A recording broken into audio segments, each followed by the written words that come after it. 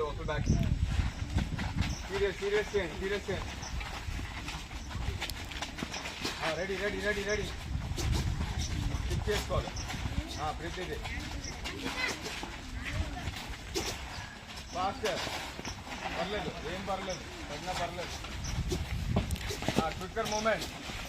Preparation అయిన తర్వాత opposite side ముందుకు చూడాలి. ర్యాకెట్ అనేది కిందకి తెక్కకూడదు భయ్యా. ర్యాకెట్ అనేది అబోవ్ వేస్ట్ లెవెల్. నడు లైక్ రెడీ నాకు ఇంకా గ్యాప్ వద్దు. లాస్ట్ రిపరేషన్ start. Good ready. Left side అయిపోయింది, రైట్ సైడ్ ఛాంప్. స్టార్ట్ చేయి.